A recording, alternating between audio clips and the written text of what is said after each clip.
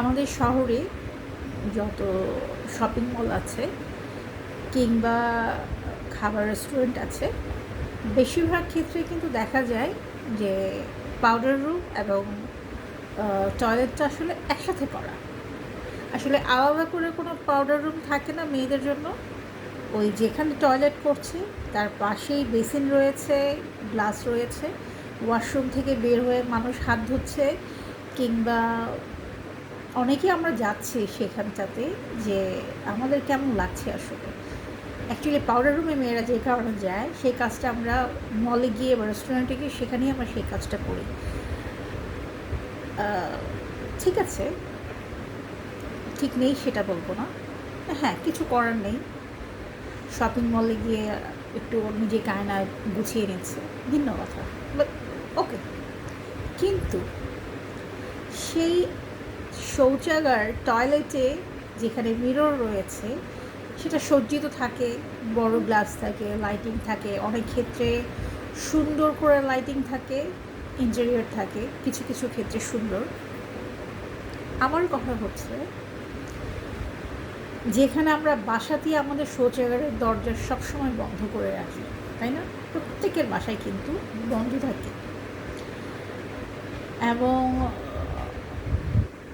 যারা আসলে জানেন যে শৌচাগার এমন একটা জায়গা যেখানে বাতাসের মধ্যেও জীবাণু ঘুরতে থাকে, এবং বাসাতেও কিন্তু কমোডের ঢাকনাটা বন্ধ করে রাখাটা শ্রেয় আমি মনে করি।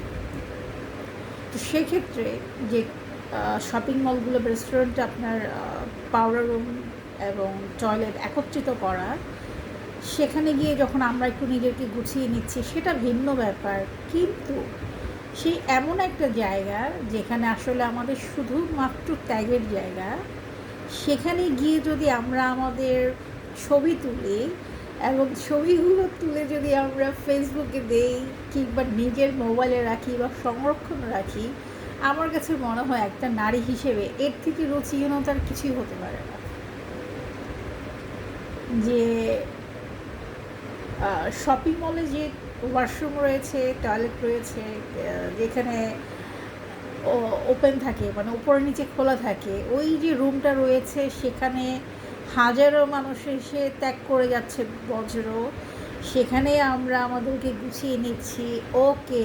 বাট সেখানে আমরা আমরা আবার ছবি তুলে ফেসবুকে দিচ্ছি কিংবা নিজের কাছে রাখছি। আমার কাছে মনে হয় সৌন্দর্যের প্রথম শর্ত হচ্ছে আপনি কতটা পরিষ্কার পরিচ্ছন্ন।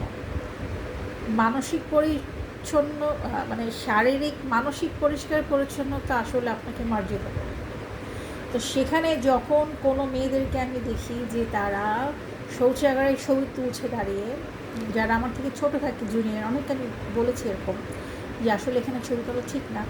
কেউ শুনছে, হ্যাঁ আসলে তাই, কেউ শুনছে না, ঠিক আছে। কিন্তু প্রত্যেকটা মেয়ের কাছে আমার প্রশ্ন, পাবলিক টয়লেট, এক কথায় পাবলিক টয়লেট, সেখানে গিয়ে আপনার ছবি তোলাটা কতটুকু আপনার সৌন্দর্যের বহিঃপ্রকাশ, কতটুকু আপনার মানসিক সৌন্দর্যের বহিঃপ্রকাশ?